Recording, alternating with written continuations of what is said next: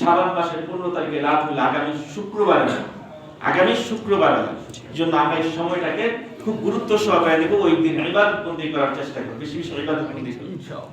আল্লাহ তাআলা আমাদেরকে আমল করার তৌফিক দান করুন। আমিন। হযরত আয়েশা রাদিয়াল্লাহু আনহা সোজা হয়ে দেখলেন রাসূলুল্লাহ সাল্লাল্লাহু আলাইহি ওয়াসাল্লাম সিজদার মধ্যে আছেন এবং দীর্ঘক্ষণ সিজদা করতেছেন। হযরত আয়েশা রাদিয়াল্লাহু আনহা ভয় পেয়ে গেলেন যে কি জানি হয়ে গেছে, আল্লাহ রাসূল সাল্লাল্লাহু আলাইহি ওয়াসাল্লাম কোনো সমস্যা হয়েছে কিনা, নাকি মারা গেছে, এরকম একটা ভয় পাওয়ার পর এই পায়ের গোড়ার মধ্যে একটা চিমটি দিয়েছে।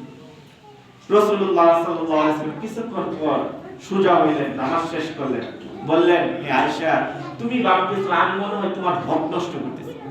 হক নষ্ট করার অর্থ হইল বাসে যে অন্য কোথাও চলে গেছে বা তার সাথে সহবাস করে এগুলো না করতেছি না। তো তুমি কি না আল্লাহ রাসূল, আমি তো এটা ভাবি নাই, আমি ভাবছি আপনি নাকি হয়তো আপনি মারাই গেছেন কিনা, একটানে এত লম্বা লম্বা রুকু সিজদা করতেছেন। আল্লাহ রাসূল সাল্লাল্লাহু আলাইহি ওয়াসাল্লাম রুকু সিজদা 2 ঘন্টা 3 ঘন্টা লম্বা রুকু সিজদা করতেন। তখন বলতেছে, জানো আজকে রাত কি, এটা কোন রাত? না, এটা তো আমার জানা নাই, এটা তো আপনি ভালো জানেন। তখন রাসূলুল্লাহ সাল্লাল্লাহু আলাইহি ওয়াসাল্লাম বলতেছেন, আজকে রাত্র হইল লাইলাতুল নিসফি মিন শাবান, শাবান মাসের 15 তারিখের রাত।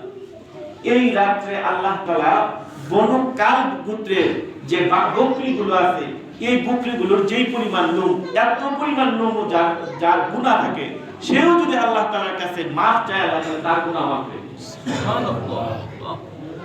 তারপর রাসূলুল্লাহ সাল্লাল্লাহু আলাইহি ওয়াসাল্লাম হযরত আয়েশা রাদিয়াল্লাহু তাআলা আনহাকে ইবাদত বন্দি করার কথা বলেন। একই ঘটনা আসছে রাসূলুল্লাহ সাল্লাল্লাহু আলাইহি ওয়াসাল্লাম আরেকদিন হঠাৎ করে হযরত আয়েশা রাদিয়াল্লাহু তাআলা দেখেন যে রাসূলুল্লাহ সাল্লাল্লাহু আলাইহি ওয়াসাল্লাম পাশে নেই। তিনি ভাবলেন কোথায় গেল রাসূলুল্লাহ সাল্লাল্লাহু আলাইহি ওয়াসাল্লাম।